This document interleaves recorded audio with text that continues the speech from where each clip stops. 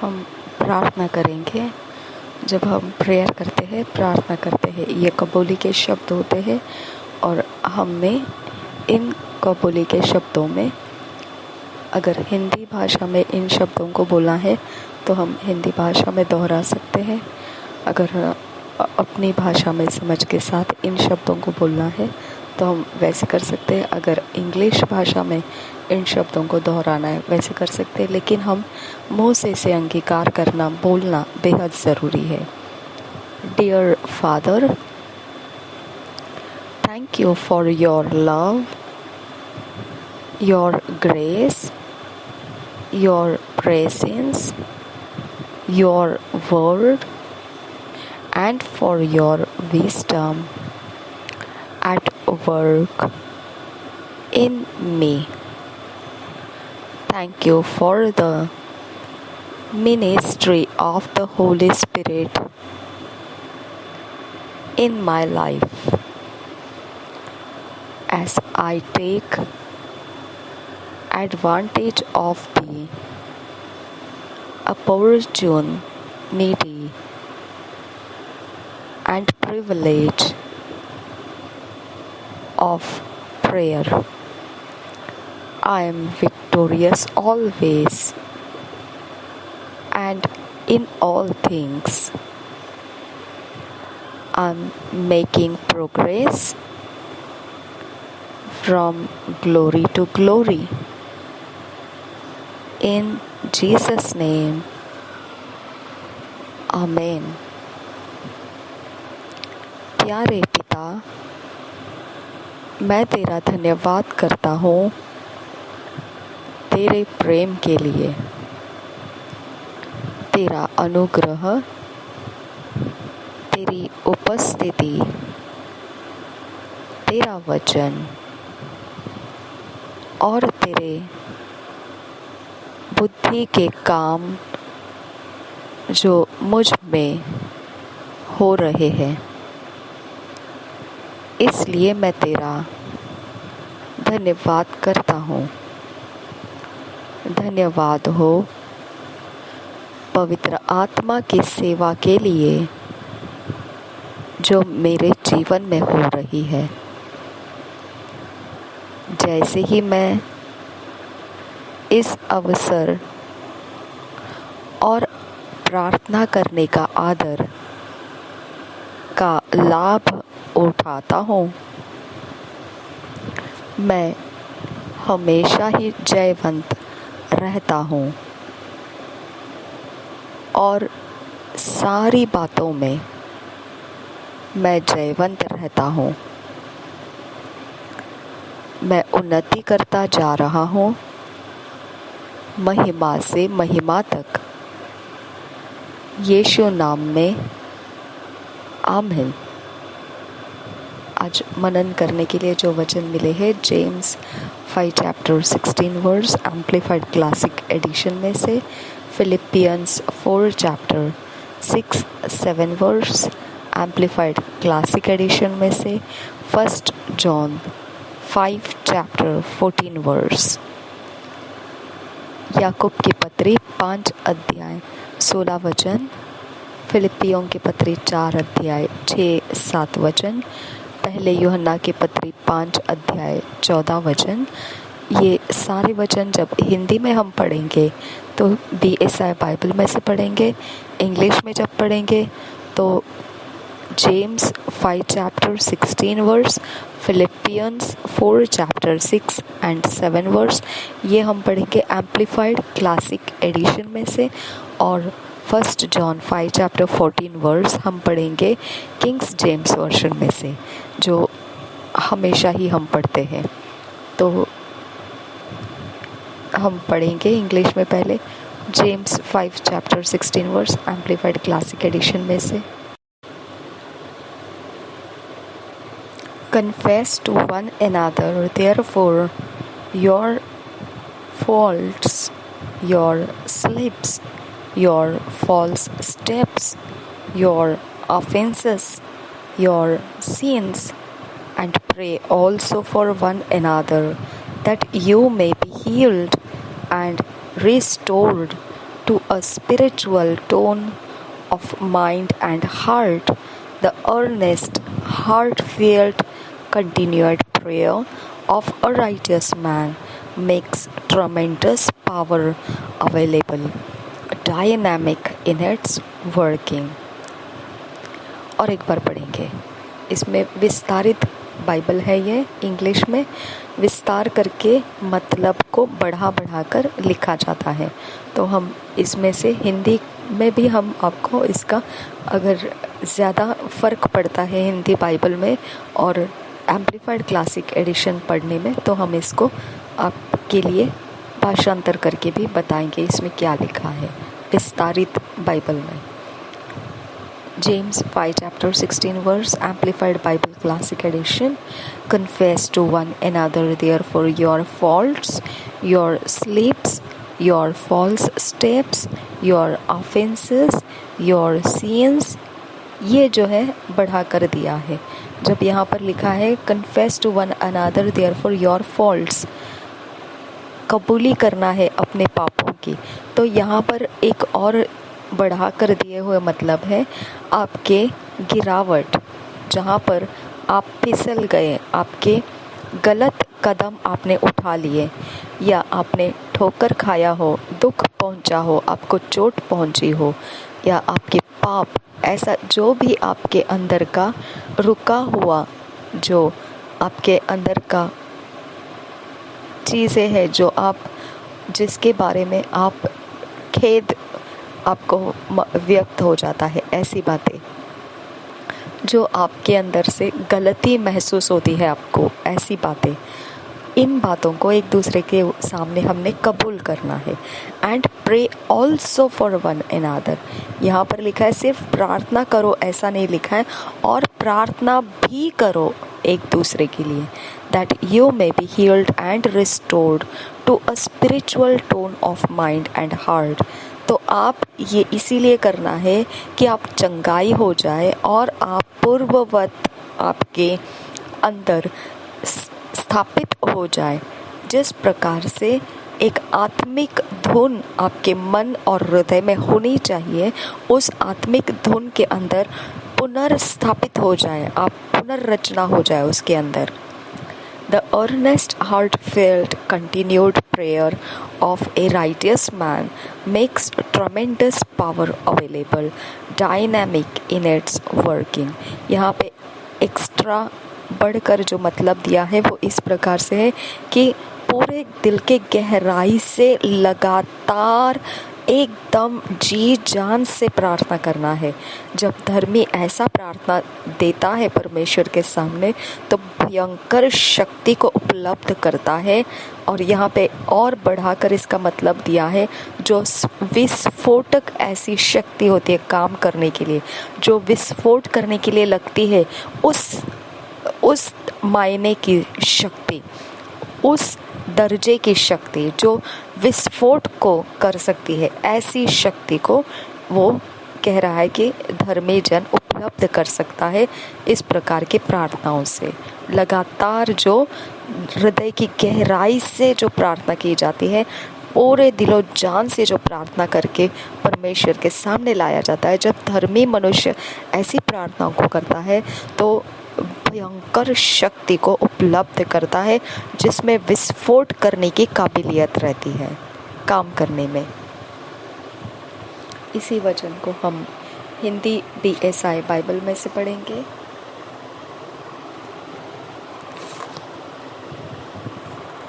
याकूब की पत्री उसका 5 अध्याय 16 वचन। याकूब की पत्री 5 अध्याय 16 वचन हिंदी BSI बाइबल में से पढ़ेंगे। इसलिए तुम आपस में एक दूसरे के सामने अपने अपने पापों को मान लो और एक दूसरे के लिए प्रार्थना करो। और एक बार यहाँ पर पापों को मान लेने की बात आ गई। जो पाप होते हैं, मैंने बोला था व्यवस्था के लोगों को पाप कबूल करना पड़ता है, लेकिन याकूब की पत्री में यहाँ पे लिखा है अपने अपने पापों को मान लो। यानी यहाँ पर हम बिलीवर्स लोगों के लिए भी ये वचन वो याकूब की पत्री, याकूब इस प्रकार से शब्द को उच्चार कर रहा है, पाप ये शब्द का इस्तेमाल कर रहा है।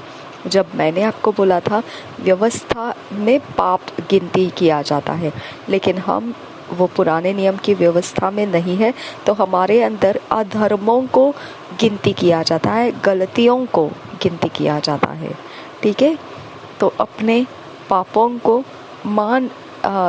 पाप नहीं, दुष्टता को हमारे में गिनती किया जाता है। दुष्ट चाल चलन हमारे अंदर गिनती किया जाता है। अशुद्धता जिसको बोलते, अधर्म भी नहीं, अशुद्धता एग्जैक्ट वर्ड है।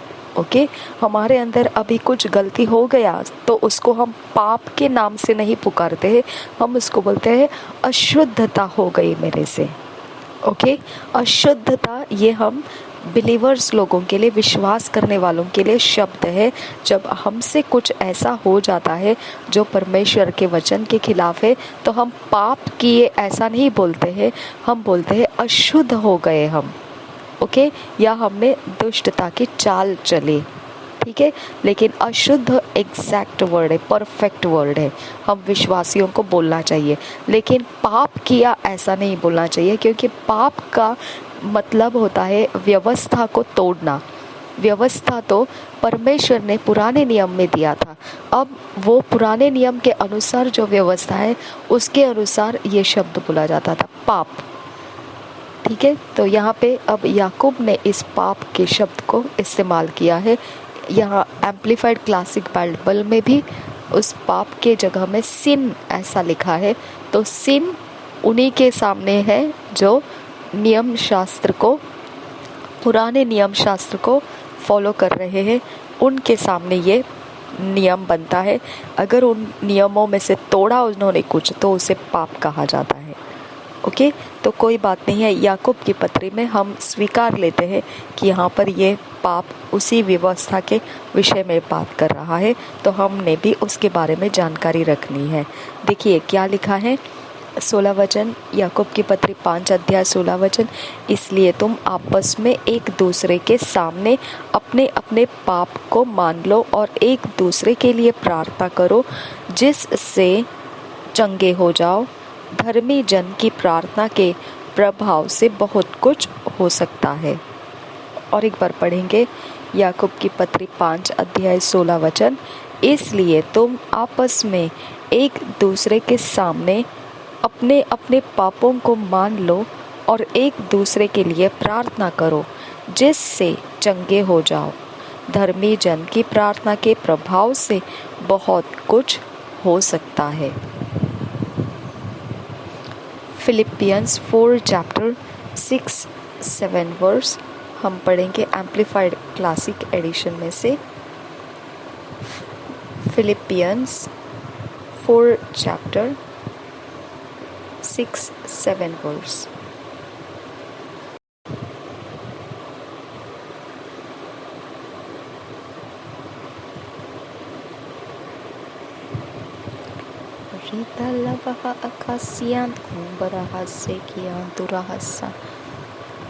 Do not fret or have any anxiety about anything, but in every circumstances and in everything, by prayer and petition, definite requests with thanksgiving, continue to make your wants known to God, and God's peace shall be yours, that tranquil state of a soul assured of its salvation through Christ, and so fearing nothing from God, and being content with its earthly lot of whatever sort, that is that peace which transcends all understanding shall garrison and mount guard over your hearts and minds in Christ Jesus।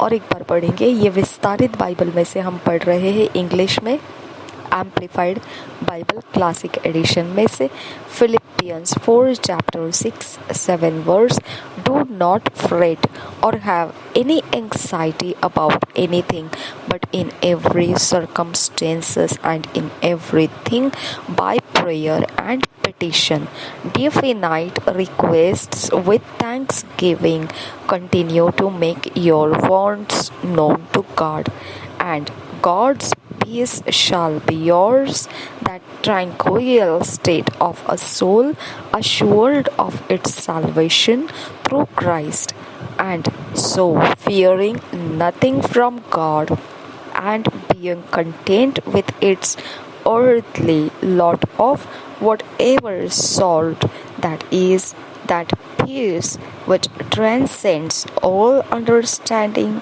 shall garrison and mount guard over your hearts and minds in Christ Jesus. विस्तारित में इसे किस प्रकार से लिखा है मैं इसको आपके लिए हिंदी में भी बताऊंगी। अब ये देखेंगे फिलिपियों की पत्री 4 अध्याय 6-7 वचन हिंदी BSI में कैसे लिखा है। फिलिपियों के पत्री 4 अध्याय 6-7 वचन, किसी भी बात की चिंता मत करो, परंतु हरेक बात में तुम्हारे निवेदन, प्रार्थना और विनती के द्वारा धन्यवाद के साथ परमेश्वर के सम्मुख उपस्थित किए जाए। तब परमेश्वर की शांति जो सारी समझ से परे है तुम्हारे हृदय और तुम्हारे विचारों को मसीह यीशु में सुरक्षित रखेगी। और एक बार देखिए फिलिपियों के पत्री 4 अध्याय 6-7 वचन, किसी भी बात की चिंता मत करो, परंतु हर एक बात में तुम्हारी निवेदन, प्रार्थना और विनती के द्वारा धन्यवाद के साथ परमेश्वर के सम्मुख उपस्थित किए जाए। तब परमेश्वर की शांति जो सारी समझ से परे है तुम्हारे हृदय और तुम्हारे विचारों को मसीह यीशु में सुरक्षित रखेगी। ये जितना आसान लगा आपको हिंदी में पढ़ने के लिए, इंग्लिश में थोड़ा विस्तार करके, थोड़ा सा हल्का सा विस्तार करके दिया गया है। यहाँ पर ऐसा लिखा है, ये जो वचन 6 वचन में जो है, किसी भी बात की चिंता मत करो, परंतु हर एक बात में तुम्हारे निवेदन, प्रार्थना और विनती। तो यहाँ पर लिखा है निश्चित आपकी जो मांग है उसी को आपने बोलकर प्रार्थना में रखना है। निश्चित, जो निश्चित आप कर चुके हैं कि मुझे ये परमेश्वर से चाहिए, उस प्रार्थना को, विनती को, उस मांग को आपने प्रार्थना और विनतियों में पेश करना है। With thanksgiving continue to make your wants known to God। और यहाँ वचन हिंदी में भी आगे ऐसा ही है, परंतु हर एक बात में तुम्हारे निवेदन, प्रार्थना और विनती के द्वारा। तो प्रार्थना और विनती के और एक मतलब बढ़ाकर दिया है निश्चित विनती। निश्चित विनती, आपको क्या चाहिए उसको आपने धन्यवाद के साथ परमेश्वर के सम्मुख उपस्थित किए जाए। और आगे यहाँ 7 वचन एम्प्लीफाइड क्लासिक बाइबल में सिर्फ थोड़ा फर्क और है। And God's peace shall be yours, that tranquil state of a soul assured of its salvation through Christ, and so fearing nothing from God, and being content with its earthly lot of whatever sort, that is, that peace which transcends all understanding shall garrison and mount guard over your hearts and minds in Christ Jesus। 7 वचन में यहाँ पर जैसा लिखा है तब परमेश्वर की शांति, यहाँ पर जो लिखा है तब परमेश्वर की शांति, तो कैसी है वो शांति? वो ऐसी शांति है जो आपके अंदर से इस तरह से वो आपके अंदर भर जाती है, जो आपके प्राण में इतनी बड़ी सुकून और तसल्ली को निश्चित कर देती है उद्धार के विषय में मसीह के द्वारा। और फिर आपके अंदर परमेश्वर के प्रति कुछ भी भय मौजूद नहीं रहता है।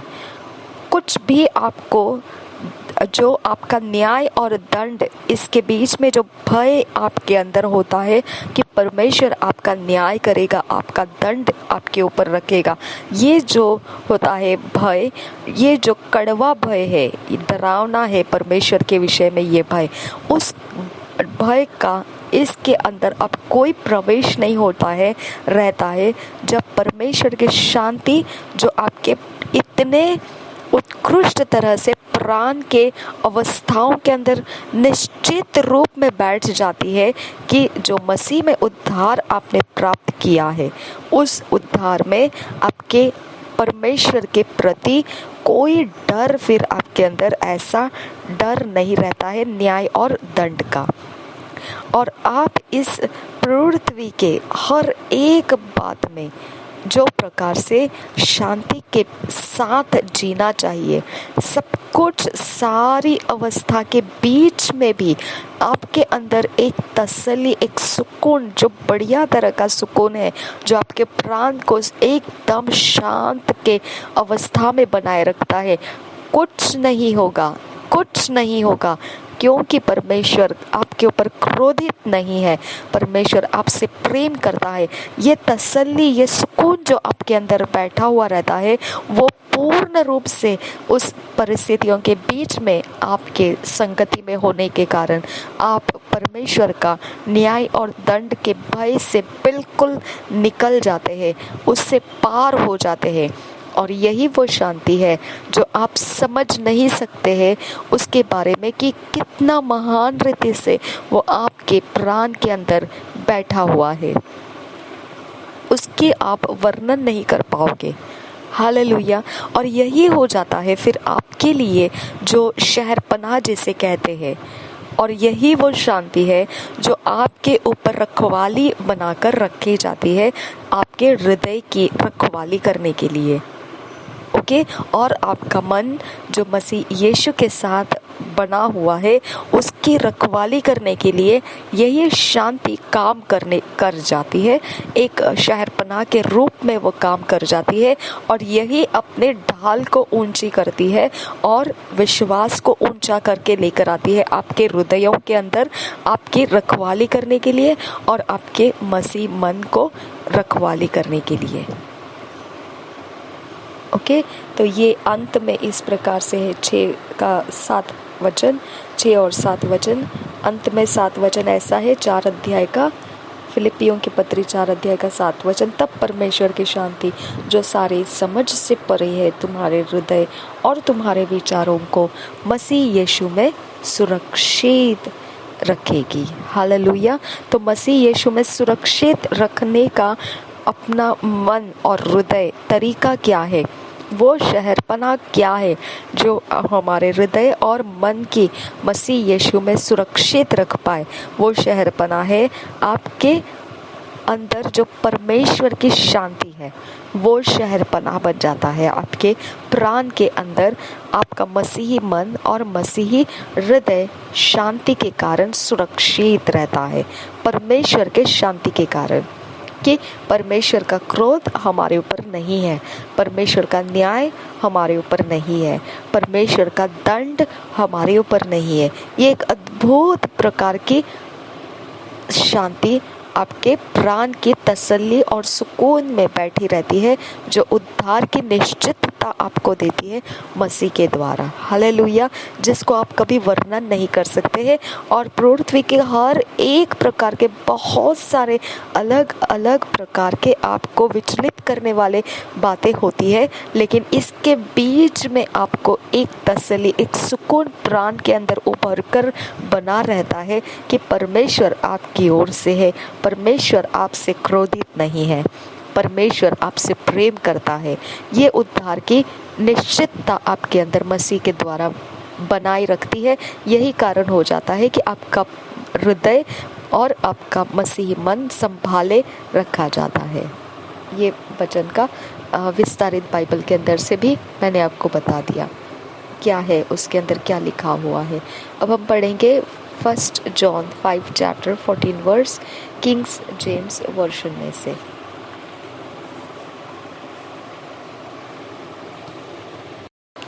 First John 5 chapter 14 verse King James version में से पढ़ेंगे। And this is the confidence that we have in him that if we ask anything according to his will he हियरeth अस। एंड बस इतना ही। Okay. First John 5 chapter 14 verse. And this is the confidence that we have in him that if we ask anything according to his will he heareth us। अब इसी वचन को हम English में हिंदी में पढ़ेंगे BSI बाइबल में से। पहले यूहन्ना की पत्री उसका 5 अध्याय का 14 वचन हिंदी BSI बाइबल में से पढ़ेंगे। और हमें उसके सामने जो हियाव होता है वह यह है कि यदि हम उसकी इच्छा के अनुसार कुछ मांगते हैं तो वह हमारी सुनता है। और एक बार पढ़ेंगे पहले यूहन्ना की पत्री 5 अध्याय 14 वचन। और हमें उसके सामने जो हियाव होता है वह यह है कि यदि हम उसकी इच्छा के अनुसार कुछ मांगते हैं तो वह हमारी सुनता है। हालेलुया।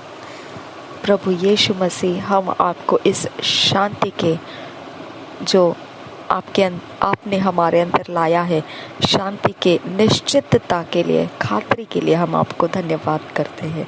वही हमारे प्राण की रखवाली कर रहा है, इस बात की समझ हम में लाने के लिए और कबूली के शब्दों में से हमें तसल्ली और सुकून में बढ़ोतरी करके उन्नति की ओर लेकर जा रहा है। इसीलिए हम आपको पवित्र आत्मा धन्यवाद करते हैं। Thank you Holi spirit. हमें फिट एंड फिक्स बनाए रखना और हमें ईश्वरीय रचना में, डिवाइन ऑर्डरलीनेस में हमको लेकर चलिए इन वचनों के द्वारा और कबूली के शब्दों के द्वारा। प्रभु यीशु मसीह के नाम में आमेन, आमेन, आमेन।